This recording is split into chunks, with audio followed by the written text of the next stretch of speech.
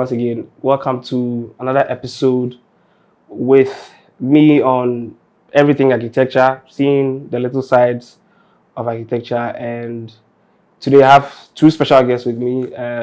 We'll be talking about things that are happening on sites, things that happen on our sites, and the little bitty things that we think you should know that, comes about as a result of construction.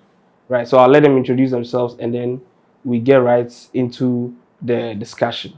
And I am Baba Kofi, returning guest to the show. Yeah, exactly.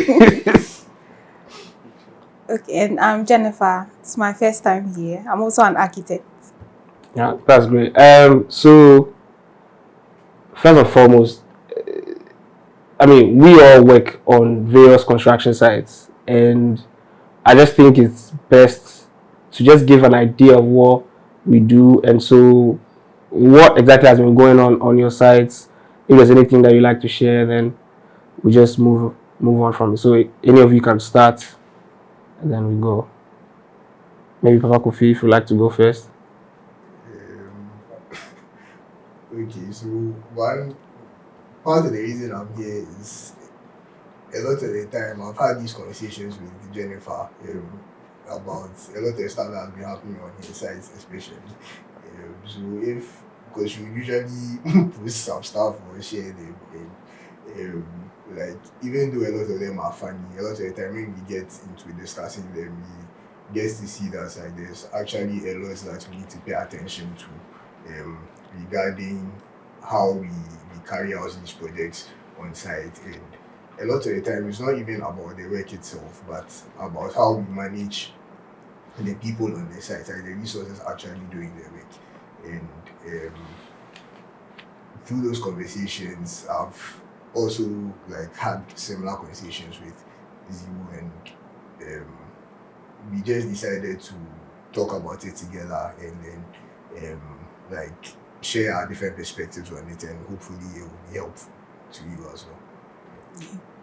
So I think everything we do before we actually move to the site is, I won't say conceptual, because once we move to the site, it actually starts to be tangible. Mm-hmm. So everything that happens there is sort of like a translation of what we have drawn or what we have designed, what we've imagined. So it's a really important part, the whole construction process. So that's one aspect of it. But then the details of the construction, yes, those are the various stages we have. What happens at the foundation? What happens when you start going up? Yes. All those things, like an aggregate of it, it makes what you maybe have designed come, it's tangible. People can see it, people can experience it. Yeah. So what are the things that have happened that really have been a problem when it comes to constructing our various buildings? Like, what stories do you have? Yeah, so I think the main thing is about the attention to detail.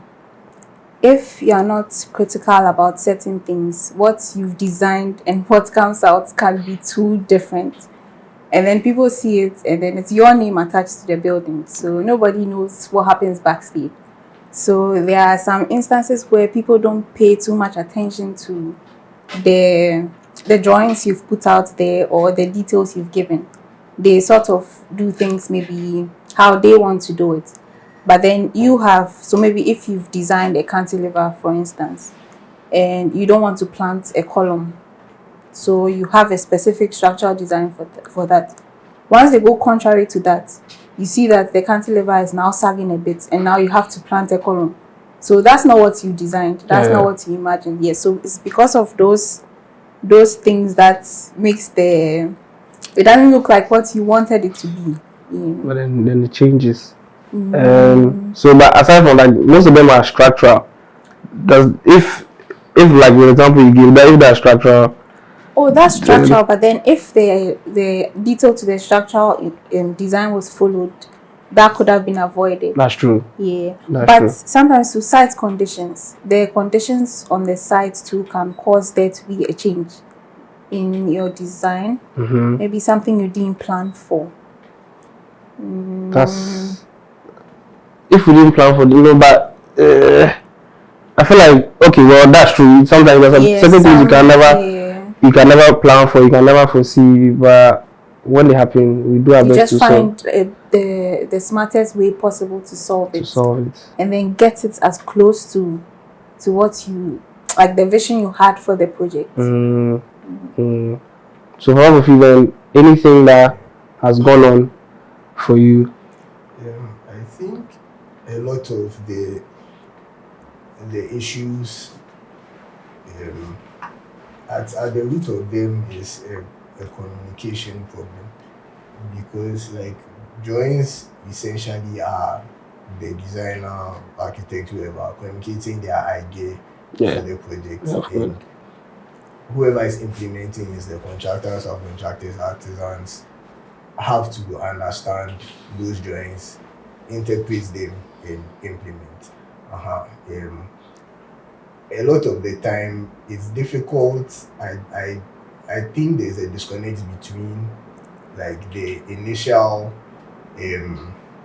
thought or intentions of the designer and how the drawings are interpreted.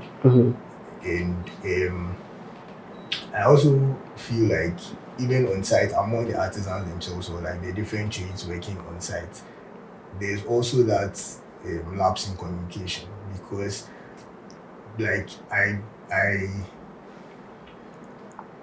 I see that it's either they don't know this, or they choose to ignore it, but then no like works on site is done in isolation. Like everyone's work affects the other. So whether it's masonry, your walls are going to affect the carpentry, the carpenter's position of cabinets and whatever affects the electrician, or where the electrician has chosen to put his sockets, blah blah blah. Like they are all related, but a lot of the time it's like when these different trade groups come, everyone is focused on I'm going to get my work done and they fail to see that like there's a link among every other way that is going on, because there's a bigger picture, but it's these small activities that like congregate, make the whole thing whole. Into that bigger picture. So I feel like communication, how they understand like the vision of the project is one, and how they understand themselves on the site is also another thing. I think in relation to what Papa Kofi said, one of the sites, so this is after foundation, oversight comes. During the casting of the oversight concrete, it was not leveled. So it's a little slopey here, slopey there, undulating. But when they were doing the formwork for the columns, they just picked the individual heights. No level, like a reference level was picked. So they picked height of the column, they put the beam plates and everything. Now we finished, and you yeah, so now it has affected screeding, it has affected tiling, it has affected the doors, because we now have to pick what like somebody should have ensured that it should be done. So by the time we got to site, we saw that it was not level, gave the instruction that we have to pick everything. The level, yes. So something like that, you can avert the crisis once you catch it early. But in most situations, especially if it's not a site, maybe you are contracted to visit regularly. Maybe they only call you when they need you at certain parts of it. You meet it at that stage, and it's like, oh, maybe if you even had questions, we could have found a way to solve it. Yeah. The problems will come, but the thing is, there's always a solution. It's not in plain sight, but then once the issue is there. So this particular issue, we're able to correct it at the beam level. Luckily, they hadn't gone too far. So we managed to just fix it at the beam plate level. But then if we didn't catch it early, it would have just affected the entire thing. Your comment on if nobody is paying regularly for such provision, for me, I just think that should give people the idea that it's necessary to have your architects on the site as regular as possible. I guess it's because some people don't want to pay at all. Yeah, especially depending on the scale of the project. Okay. Yes, so I think for maybe high rise, mid rise, they would feel like they need an architect. But sometimes for smaller scale, they think maybe just the pre-contract is fine. They have an experienced foreman or mason who can guide them through. and then they invite you to come when it's like a very critical stage of the construction. Yeah. Yes, but then if you go at that stage, it may be too late to fix some of the things that could have been avoided. Okay. That even reminds me of a thought I had, like, where, you know, people are come to associate architects with only the bigger buildings, and so that's like their job. But it's like we keep saying each and every day that even the smallest of jobs is for us. Not like we are entitled to it, but it's something that we've been trained for, something that we do. So even if it's as little as possible, we can clearly help and take away. You clearly maybe have issues depending on who you hire and all those things. I mean, if we account the swap, so like I think I remember one side that I was on. Honestly, it didn't click in my mind that I wasn't on it for very long. But they were doing like concealed toilets, right? And the holes for the piping, they were like the 4-inch pipes, were not done for the stalls. Like it was a lot of WCs, right? And so once that was not done, the pipe was on top of the slab, was above the slab, and then there was a duct on one side. And so now they have to do the piping there, slope it before it goes all the way to the duct on this side and come down, and then raise the WC. Now, luckily, because it's a concealed WC, you know, it has a stance and it's adjustable. So with that, but honestly, if we'd done all those holes individually and then connected at least the bottom, or had like a duct behind it, those things really happen. I think I also learned the hard way that if you have, say, 2 washrooms back to back and you want to use concealed, your best is to have a cavity wall. So blockwork here, gap in the middle. We learned it the hard way. So you see, even we as architects are also constantly learning. Each project is unique. So I learned this on a project where we had a washroom, 2 concealed, 1 blockwork. So since then, now even in our drawings, we have double blockwork for each. As for that one, I think it's a recent thing too for me. But that was more of, for let's say 1 WC, it was more of like a duct lesson where I have the option with the way I design my ducts is if it's behind the WC instead of on the side of it. Like if from where I'm sitting, if the duct is behind me, I could either have like a P trap or an S trap. I'm grateful for the person who taught me that, because I honestly didn't know that at all. I was thinking if it's on the side, it's fine, right? I know sometimes we cannot have it behind the WC, but like at least given that option. And what the person said was, and that's big up to Percy, what he said was, we give the client the option of either buying a P-trap toilet or an S-trap toilet. And so if we have the duct on any other side, then they're not stuck on buying only one type of toilet and all that thing. And you know how the market is, sometimes people go and swipe up a lot of products from the shops. If like Sprinter, they just go and buy everything. And then if like they don't have the P-trap, then they're stuck with the S-trap, or they have to even wait for like months before they get all those products. So it's like anything else that comes to mind when it comes to all the things we've experienced. I know before we started, we were talking about the tiling, some of the tiling work. So that is moving towards finishing. The attention to detail sometimes when it comes to finishing. This is something too I learned on one of the projects. We actually met a tiler. We were impressed by his work. I was impressed by his work. So if you open the door, maybe from the kitchen to the living room, you can see that there's a clear line right from the kitchen all the way to the back. So I didn't know that was a way you can tell, but when you're moving through the spaces, it sort of flows. I don't know if you understand, if I'm describing it too well, but sometimes the tilers, recently on one of the sites, so we had a lift. They are done with the lift installation, and then they had to tile around the lift. So to make it more visually appealing, ideally there should have been some lines running through. So I think they started tiling from either the bottom, and now there's a small gap. It's like a triangle left at the top. Triangle. Yeah, Like and between the it's like last a tile and yes, between the last ceiling. tile and the ceiling. So do you cut a small tile to fix? How do you fix that error? You see, and something like this, I don't know whose fault or what could have been done, because we can't be on site 24/7. Oh. You see, you go today, they are not tiling. You come tomorrow, they are done tiling. Yeah, so then it's just a tight position to be in. You'd expect that this is something maybe you'd not have to communicate, but I think especially finishing, you can't leave any instruction out. You have to be very detailed with your instructions. Yeah. Otherwise, what you come and see, you'd not like it. And it happens for a lot of things: railings, small things, skirtings. Recently we were fixing doors, architraves, but they had already done the skirting. So the person fixing the doors decides to cut the architrave. So the skirting is there, and then the architrave is sitting on top of the skirting. I've seen that before. Yeah, you see, It's ideally very in that weird. situation, it's the skirting that should have been cut. Yeah. Yeah, so, and I think maybe the artisans too don't ask questions. You see, something like this could have been avoided if he knew that, oh, this is a challenge. I need to ask somebody, what should I do?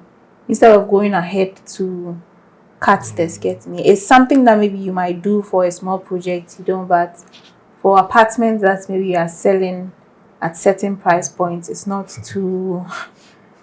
It's not. It's not really a good look. Yeah. Because if you can see the number of buildings that are being put up in Accra, let's even concentrate on two places, Laboni and Cantonments. All of them are being sold at high prices, 5 figures.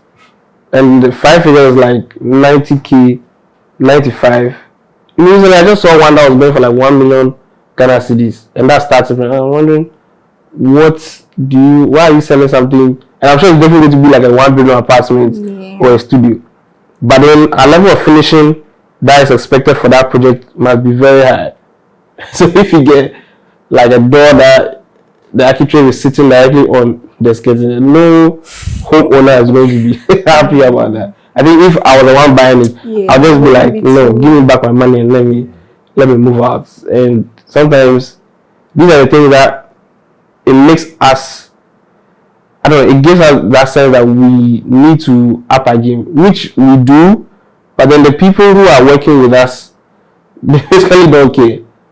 Because it's like, I'm here to do my work. When I'm done, give my money. I'm out of here. Yeah, so maybe even if I notice an error, I'm still here to do a work, so I'll just do it. And you don't even see the errors. That's another thing. I don't know if, like, sometimes I try to get into their minds. Like I try to understand what his thinking or her thinking was at the point of executing that way. Like when he got to that skating, what was he thinking at that time? Because like if he knows that his architecture should come all the way down to the floor, why didn't the thought of let me get the tiler to cut the skating rather just come into his mind? But he decided to just cut the architecture because I mean that's the easier way out. And why would they always go for the easier way out? Like, isn't there a certain appreciation for the way they are doing? Like, it's supposed to be a craft, but I don't see that anymore. No. Like, there's no craftsmanship, honestly. Like, it is just about functional. You want a door, so I've fitted a door. You can open it, you can get in and out. It's a door, it works. But at the end of the day, that door is a certain feature or an element in the space that is going to make or break the design. I also don't know how, like when it comes to execution, actually, like how much of planning goes into it. So for example, like if you are like you're executing a project, so before the tiling, do you miss the entire tiling team? Do you walk them through how you want the thing to be done? Probably there should be drawings for it, there should be a tiling schedule or layout or whatever. if there isn't one, are you able to like? Because I mean, the material is on site. Can they place them? Like, are you able to walk through with them? That I want this pattern. I want it done this way. It's supposed to slope here. It should be flat. Like for those, let's say the architecture, you want a 45-degree cut, or you want them to meet at 90. Are you able to walk through with them, or they just come to site and they just start executing because like they already know their work, sort of? I think we assume it most of the time. Yeah, most of the time. I think we assume most of the time, but you know, that's the one funny thing would be that people already know. People are always making those comments that artisans are not craftsmen, or they don't even say it like they're not craftsmen, but like they give the indication that those in the other countries closer, like Togo and maybe Benin, are the ones that they want to do their work because they've seen how they work and they think they are better than us. Even them, I feel like it's just a matter of pace. They are fast, like but being fast is not necessarily being good at the work. Efficient. Yeah, we usually equate speed to efficiency, but because I mean, like that's like the general notion that the guys from Benin are very good at their work. But I've had recent experience with some guys from Benin working, and yes, they are fast. They'll get the work done quicker than like their fellows in Ghana will do it. But at the end of the day, I'm not sure they are more efficient, at least from my experience. So and that's the thing. Sometimes too, I feel like a certain quality of work will require some amount of time. You can't rush certain things and expect a certain quality. But it looks like with the way projects are going, especially in Accra, it's like everyone is in a hurry to finish and like move on to the next. But then if you are going to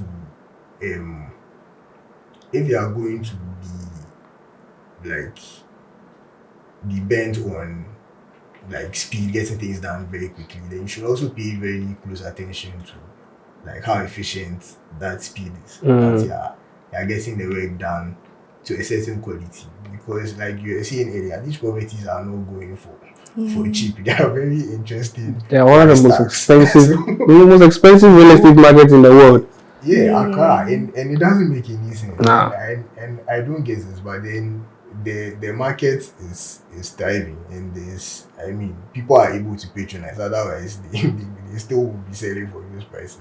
So I feel like coming back to those providing those products, also looking back at like their entire team, like right from those designing to those executing. Like at what point can we even have your tiler as part of the design process? Okay. Like, I didn't even I'm not talking about it that way. That's something I'm not talking why about. can't that be a conversation? Because usually would network and like we collaborate with like these other people in the industry, like the consultants, so engineers. We are happy to get our engineers to do MEP drawings and all of that. But a plumber is going to implement it. And some of these plumbers have certain knowledge from experience that our engineer friends might probably never have. Yeah, and some don't.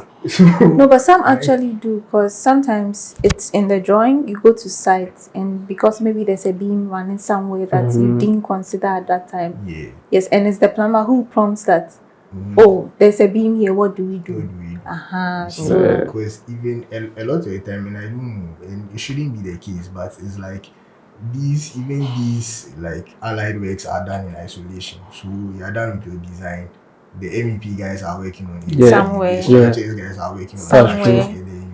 And then when we bring it to that, we don't even look at it.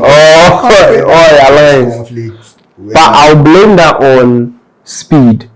It says speed in construction. There's also speed in design. Everybody wants everything fast here. And when we started design, we all know they want it fast. So is there even time for us to be like, nah, let's bring these drawings together, let's see how it. You remember when we were in third year, we went to see, was it third year? We went to see the Kumasi City Mall.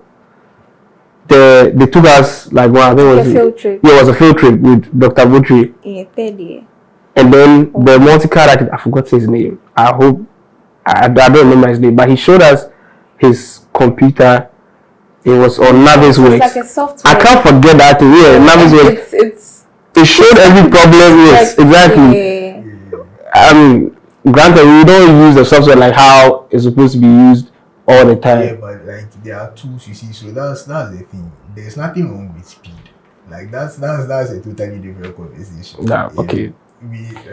I have my own opinions about like design, and because honestly I believe that, again, like I've already said it before, but I believe that anything that is good, it requires some amount of time. I'm not saying take forever, but it requires time. Like you have to, the best of things, like anything, like you can, anything that like is worthwhile requires some time. We can talk about drinks, wine, whiskey.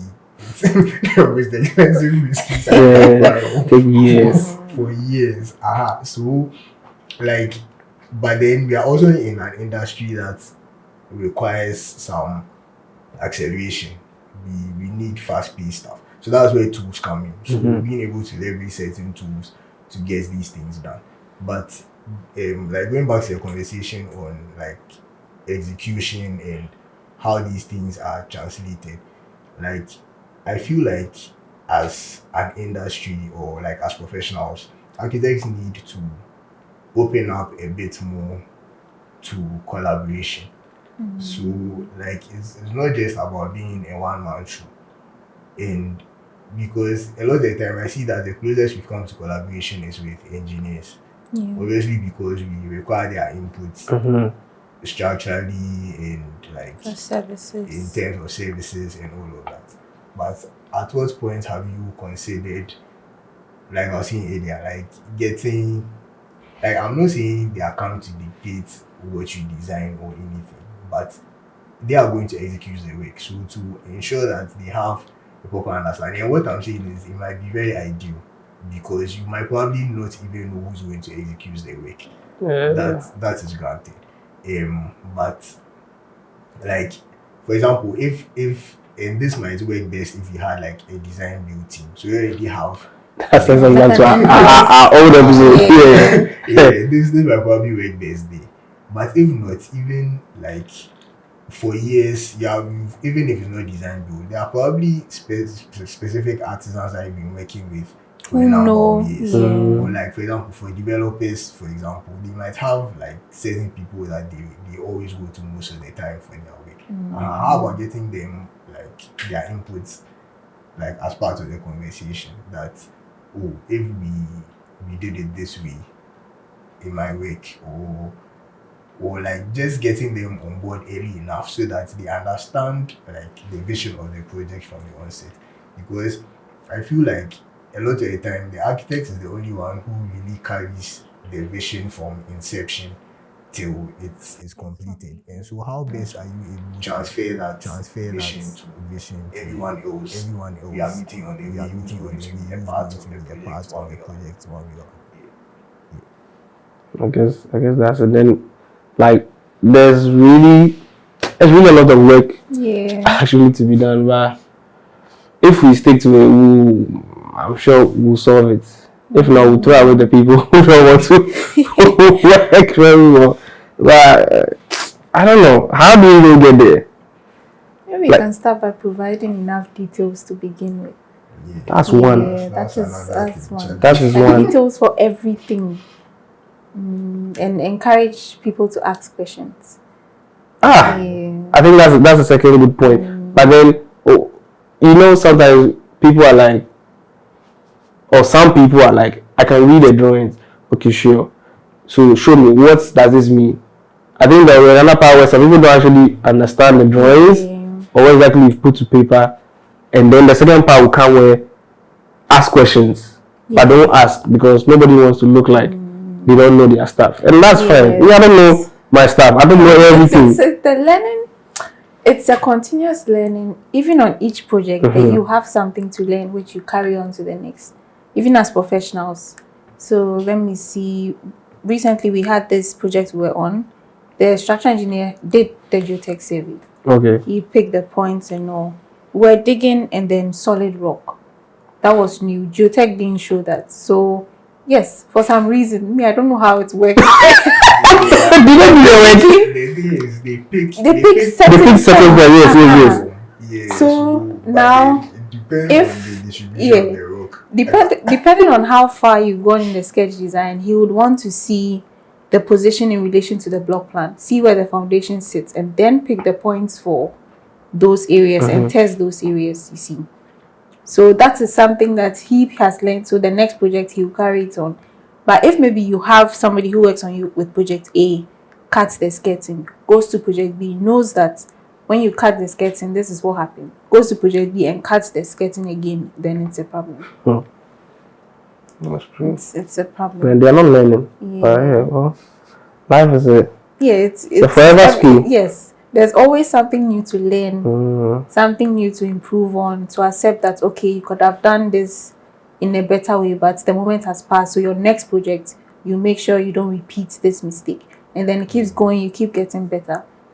So, and sometimes they hit you with, I have 15, 20 years of experience. And then it becomes like an argument. And there was a time when we were even arguing with a carpenter. You see, usually when you have a cantilever, you need to have a counterweight. Yeah. And then if it's a floating slab, your counterweight becomes your beams. So your beams have to run all the way to the back. We told him that this cantilever has to hook on the roof beams. Otherwise, it cannot float. No, I have experience. All we know is the book. We do it. So we just told him that this is what the engineer says. If you do it your way, you are going to understand that if something happens, you'll be liable. But if you do it the engineer's way, if something happens, he is liable. Then the guy said, okay, you do it the engineer's way.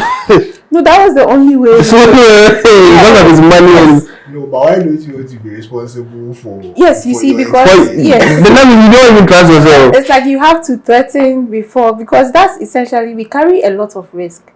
And sometimes you own your mistakes, and you have to be bold about owning your mistakes, because there are some errors in sometimes. When I walk through designs that I did in my first year of working, I just want the ground to swallow me. I just want the ground to swallow me. But my supervisor encourages that once you've identified that you could have done this better, it's an opportunity to improve. So once the space is there, you just see the best way you can manage the space. So it's something that happens. The perfection is not, I don't know how to describe it, but the errors, we all make errors. We all make errors. So it's about you trying to understand that maybe not that somebody knows more than you, but somebody might have a better way of doing something than you. Yes. So there are times when they make suggestions and we go back and we sit and we say, okay, this guy actually has a point. Yeah, that's true. We don't say, oh, because I'm the architect, do it my way. No. Sometimes when you actually listen to them, you know that there's some supervisors and things, they are the ones working on it. Yes. That's So true. you see, but if we are willing to learn from them and maybe they are not willing to learn from us, then there's some sort of imbalance. Because they'll always hit you with, yours is book knowledge, we are the ones on the field. As much as that is true, they might have some hacks, but that's also important. Yeah, but hacks are not cutting corners. Yes, So that is. and a lot of them see like certain processes that we would perhaps want to implement As unnecessary. Yeah. But we are implementing these things as checks, as like quality control and stuff like that. But they see it as unnecessary, because he probably has to continue the formwork all the way, like a longer distance than he wants to. And so that has become an issue. But how is that an issue? Like this is, it's always about the easier way out. A hack is not a shortcut. And I think I appreciate those who call to ask, because there was this project I was on. We gave the levels and everything, we checked. But I think when they were laying the foundation block work, it went higher. So the foreman called that once the ground beam comes on it, the building will be too high. We want to reduce the ground beam. I said, no. How do you reduce ground beam? It's already been designed. Why not reduce the block work? Yeah. And then I asked him which would be easier. He said, "Oh, it's easier to reduce the ground beam." I said, "Then they should reduce the block work." So it's a structural element. You don't. Wait, he said it's easier to. Yeah, I intentionally asked him because I needed to know why he wanted to reduce the block work, and then he's genuinely told me that, "Oh, it's actually just easier." And I said, "Oh, they have to go back." So you see, something like this. If maybe I was not able to visit the sites and they didn't call me to ask, the next time I go, they've done rods for the ground beams, and now it's even harder to let them go back on that than just taking down the block work. But I appreciate that he called and asked. You see, so that too can solve a lot of issues For the long run, I mean, it's always good to call. I thought sometimes, people didn't used to call. Like you are working, maybe like you're just in the office and it's like, let me go visit the site, or this is your several time, and then you go see something. Then you say, what is this? Then they're like, oh, this we thought we could do this. You thought like you have my number. Yes. Did you call me? No. Why did you call me? Like, why did you call me? No answer. The phone is on silent. Why? You could have called or call anybody else, like in the office, like anybody. I get it. Like I might try and understand him. I think it's always good to try and understand him, but sometimes you can't. Especially if you can call. Sometimes you also make those mistakes of not calling people, like asking for these things. So you can understand that bit, but like sometimes it's just because even though they might have a reason for doing something a particular way, it's not always the best, or that's not A lot of the time, I like with the beam example, they are just cutting corners. Because again, it's about time and all this. You see, like that rework, that's taking the block work off. Who's going to pay for that? Are they doing it for free? That's an extra cost. So, like I feel that like a lot of their thinking is fundamentally maybe speed fastest way and money. Like because they get this work done in a day, they are paid this. So if there is rework, are they going to be paid for that, or is it for free? So it's like it's some of those conversations, but also like managing people on site, because I also see that if whoever is supervising the site has a very good relationship with the workers on the site, it can probably gets them to do a lot of these corrective stuff, like without much resistance. So like it's a lot of things, but then I feel like we need to make some effort, and maybe we are, but then there also has to be that like willingness to be met at a point, because like for example, let's say like there's a development, so there's a number of units, like a number of houses. Is the same artisans going to do the entire, let's say there are 10 of them, same artisan going to do all 10? We are finishing, so let's say we are doing tiling, so the tiling team, you've gone through with them on building 1. Your expectation is that they should be able to carry that knowledge to building 2 and finish successfully without any problems.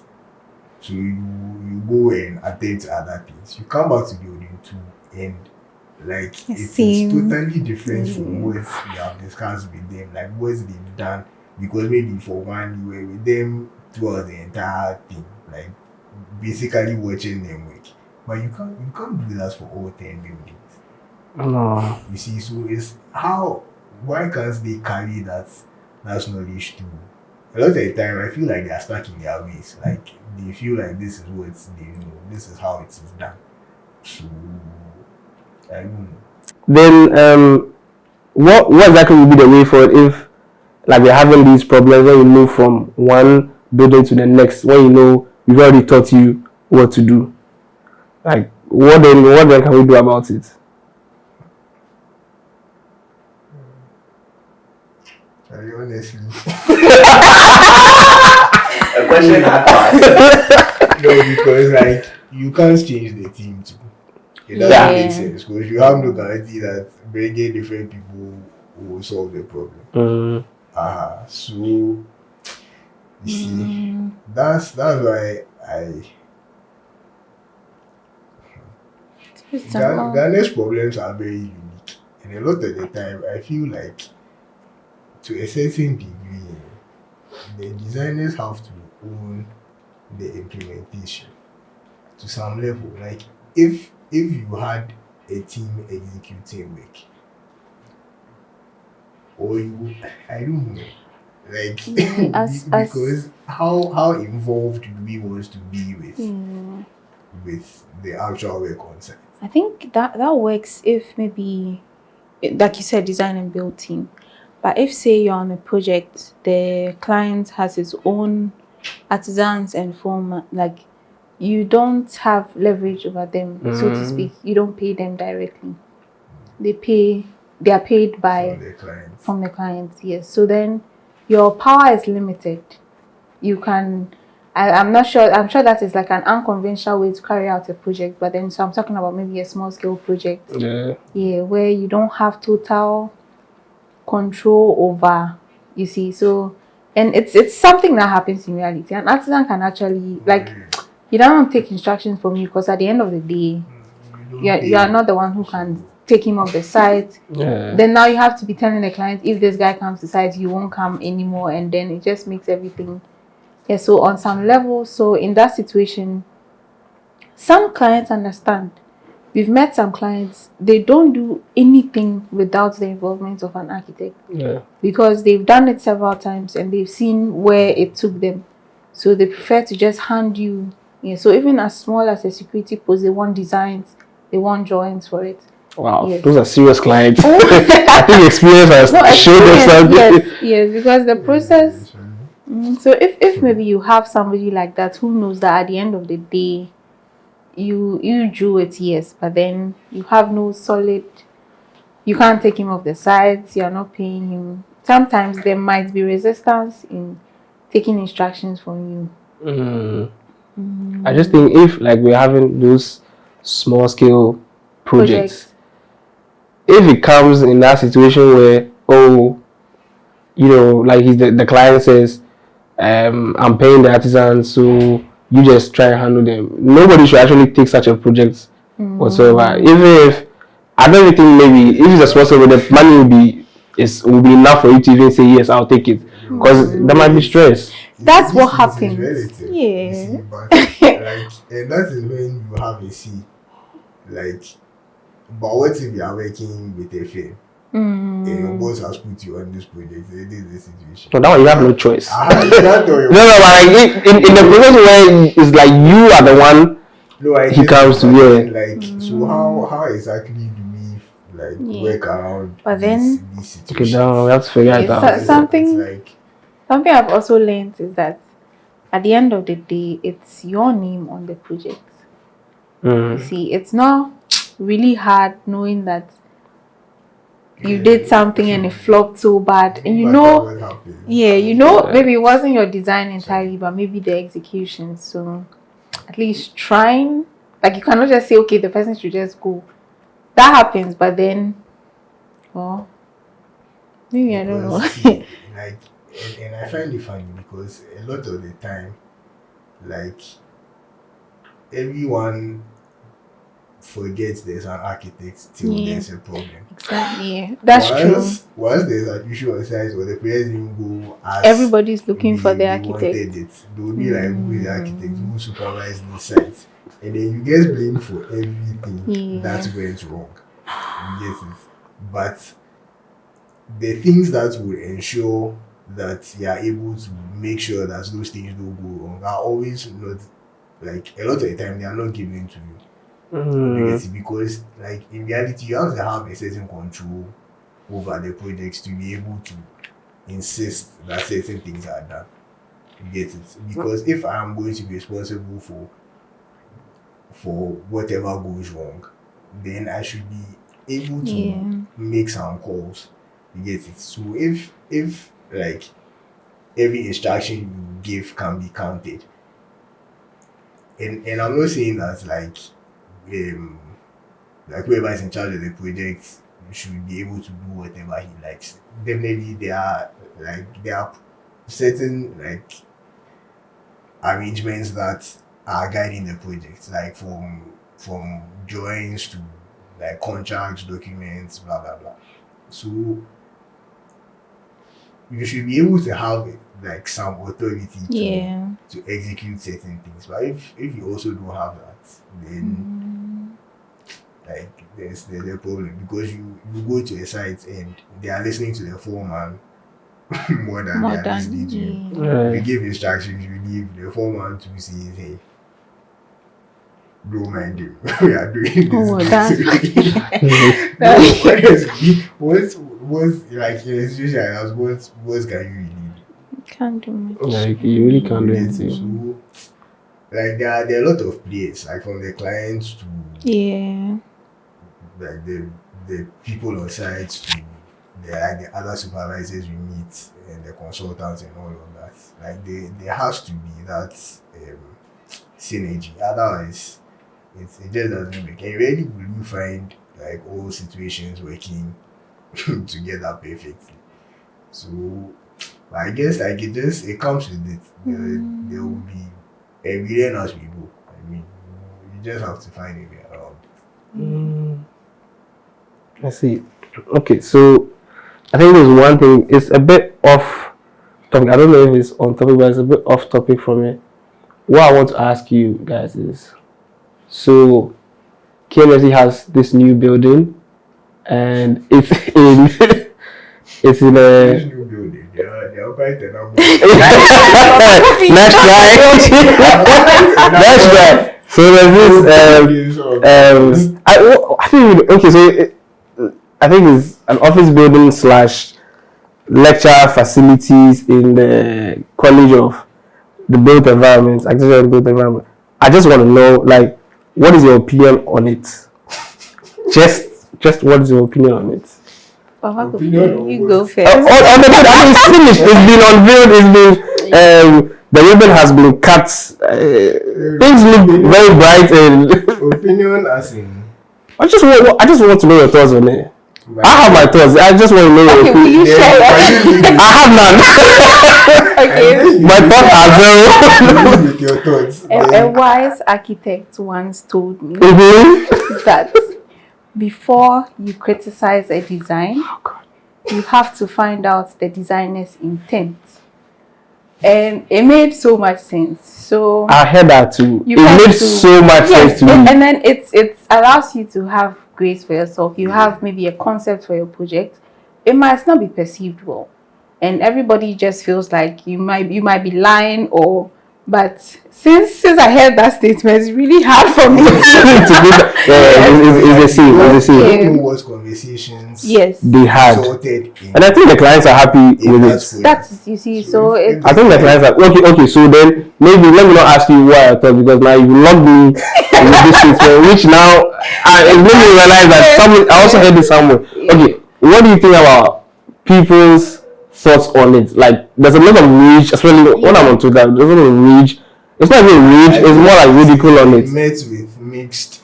Mixed. Yeah. On Twitter, no. On Twitter, there's been a lot It's one backlash. There's been a lot of backlash. Yeah, it's sad. Something I'm going to see that. See, at the end of the day, It's nice. A lot went into all we are seeing is the finished product. That's true. We don't know The inside. what the clients like from initiation. We don't know what the clients thought was. We don't know the first conversation they had with the designer, the architect, the team. We don't know. If we're privy to that conversation, Then we can judge. know. You get it, but we don't know what went on there. But the project has been carried through to the end. Yeah. So that tells that they've executed what was initially wanted. It's actually a touchy subject because design is objective. Subjective. I actually tell it. It's highly even from school. You're working with your peers, they are giving you funds, you go to the jury and it's like, I get this thing off my face. And it's something that, as I've started learning, I've seen that everybody's preference is shaped by something you may not have been there to experience or to see. So you may not understand it. So like a client will come to you and says, oh, he wants a house with 2 large columns, round columns. You're wondering that, oh, that trend is no longer there. And just stepping into the client's head, you can see that when he was growing up, when he had a dream at that young age, he dreams that one day he will have such a house. Doesn't matter what trend is on top, his life's goal was that at the end, when he has made something for himself, that is the type of house he wants to own. And you cannot really say you don't have good taste or you don't know what is leading to that I preference. mean, you can say, but you won't say it to his And face. yes, that's also another thing. There's a way to put out a negative opinion and express it in a way that is constructive and people can learn from it. But then if it's just insults and the person is not thinking, that doesn't really do anything positive. Yes, so there's a way you see a design, you don't like it. There's a way to say, oh, personally, I feel like this should have been done differently, considering where it's located. Maybe if but then you just don't come and say, oh, this architect. You see, that's also another, because our work, we are criticized a lot. You see, and if it's not constructive, you are just stuck. What you said, it needs improvement. How should I? Most of these people, if you ask them, what would you have done differently, they might not be able to accurately tell you. Yes. That's fair. That's fair. But the client is happy. I think I think that would be one of our goals. Like I like it is that you come to us. Is it you functional? Have a need. Yes. Is it beautiful for you? We are good to go. Once you check those, let's call it vitruvious 3 boxes. 1, 2, 3. Functional. All right, let's go for it, because I mean sometimes it's all we should focus on and not the crowd. So I think that what I'll say then is that I think honestly it was a much needed building because of the growth of the faculty, the growth of the various departments. One, we really needed lecture halls, we really needed conference room, seminars. You know, a lot of teaching staff are coming on, teaching staff. All those offices that are there are really needed, and no matter what everybody says about it, or even where it was located, and the small, nice Atakpami build materials used for those buildings. That was maybe the painful part. But it's true. It's true. We had to lose a certain building. Like it was for that. I mean, one of those buildings built by students. I don't remember. I don't remember, but I see like they were built like with a certain technology and material that is not very common. No. It's true. It's like a character. So having to lose all of it. I don't know if there could have been an alternative. Like I don't know, but maybe the back. Well, I'm glad it's there. I think there will be more architecture students, more planning students, more. What other courses do you even do? BT. That one too. So and more lecturers. So I guess that's a good thing. Like Ziwu, Yusuf. Yusuf what? No. Don't come in. You are feeding to the universe. don't give the universe that idea. No, I don't have it. I don't have it in my head. I don't have it in my head now. But I think we're almost to the end. What I want to ask you is, I think I asked for Kofi the last time. I think or maybe I didn't. But what in your work, what things are you looking to at least change? It's not even related to maybe the construction misfortunes and everything, but what things are you looking to change within the industry, or if it's outside the industry, what things are you like just looking to change or revolutionize in any way or form? I had a question. It is? Yeah. I'm sorry.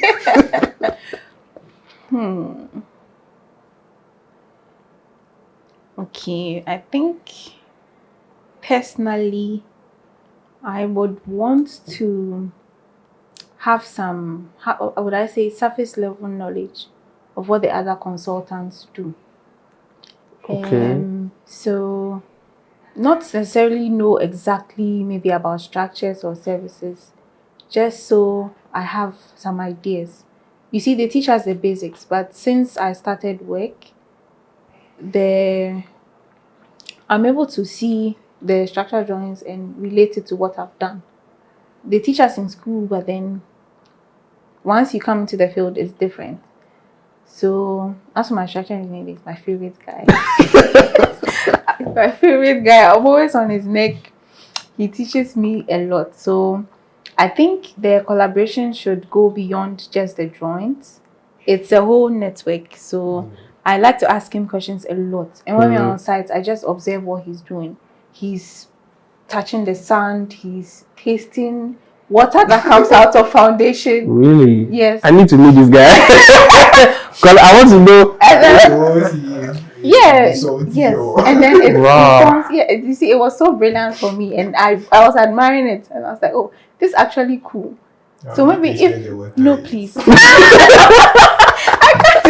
I really cannot, but it's really, like I say, that everybody in the industry has something special they do.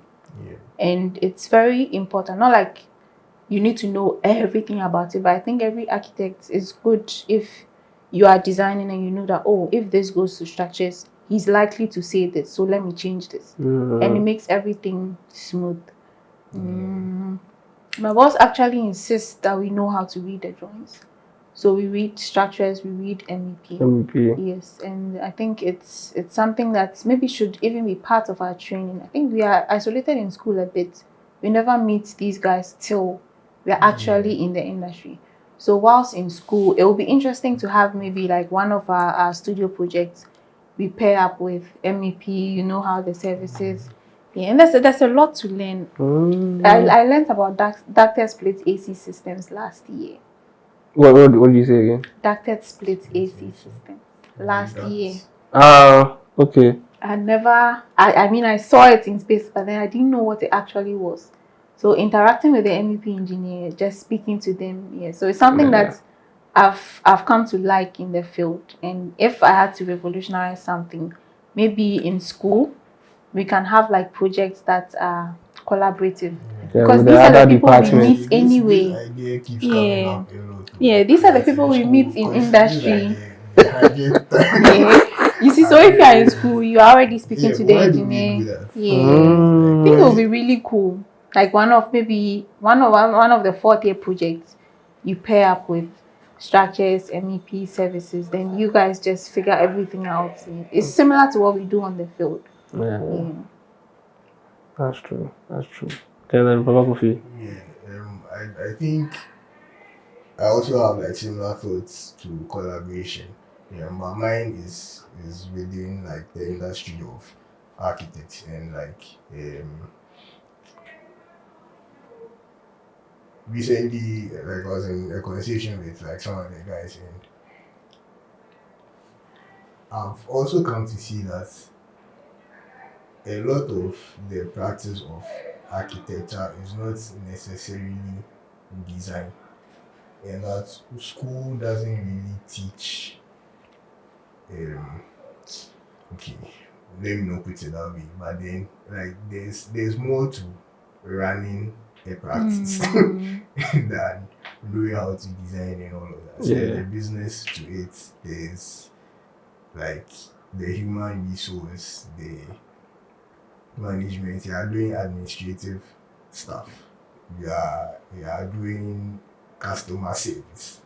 Like there's more to it. So like we just like having these conversations, sharing like our peculiar experiences about how exactly we are faring at whichever firms you are working at, or like for those that are on their own, how exactly are they? How do you even land the client in the first place? How does that first conversation with the clients go? What do you ask them? What do you guys talk about? Like, is it just I want a 3-bedroom house? That is at least the one. Like, how do you get a brief out of a client? Because trust me, the brief is not I want a 3-bedroom house. There's more to it. There's more to it. It's true. So like just having those conversations and like going in these other aspects that are very much a core of what we do. Maybe how do you move past mistakes and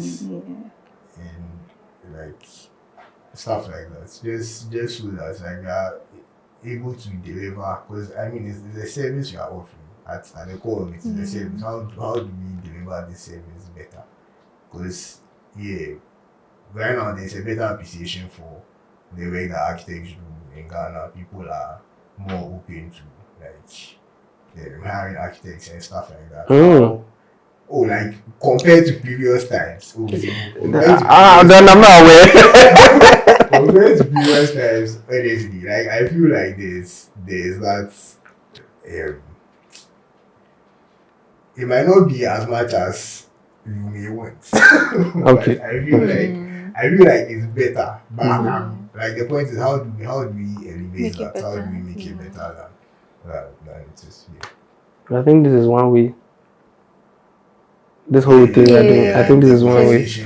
I think this is one way, because once we get it going, once we keep doing it, hopefully the future people will just see that we need to follow the right process. That I text Papa Kofi that I'm working on this project. Can you have a look at it and help me out?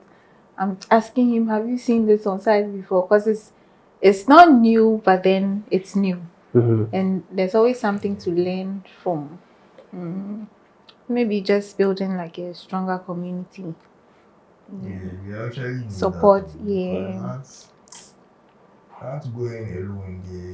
I mean, we can all make it alone, but then we need people. Industry to be very strong. Like I admire other professional industries. Yeah.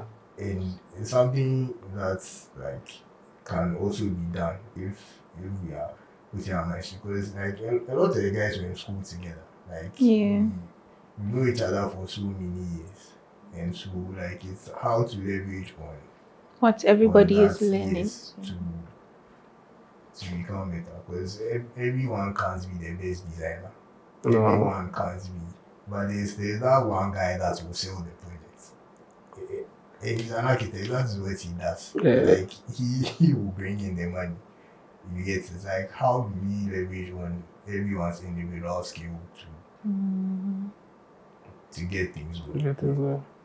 Yeah, I think that's cool, because without each other we can't do anything. Maybe we have to start thinking of building like a resource base where you can go anytime. I had that. Sometimes when I'm doing NOFET is there, architect handbook is there, but I'm looking for the practical standards, like the on field, you understand? Experience, and it's difficult. You need to ask. So that's also not bad. And like rethinking the practice generally, like because even globally, the price of architecture is shifting into so many other things. Yeah. And like what's the practice about? Like with, because even for all the offices that we probably read that, even if you've been on more than one office, you notice that like they are all peculiar, they are different. There are some that are set up like as a studio, there are some that are developers, there are some, so even like what concepts can we play around with how exactly we want to form certain practices. Generally like this, what can we do? What can we do? Yeah. Well, that's fine. So I think now we've just come to the end. So, well, first, I'd just like to thank you guys for coming, sharing everything that you shared with me. I'll try and lock it in my head.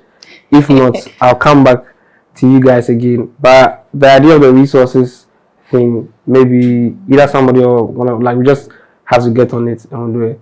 But I'm just grateful that you came, we had a discussion, and then maybe another time we'll have more, maybe 1,000, and then we'll just put it in a storage bag for everybody to come in. So everybody to come and look at it. So yeah, thank you guys for coming in.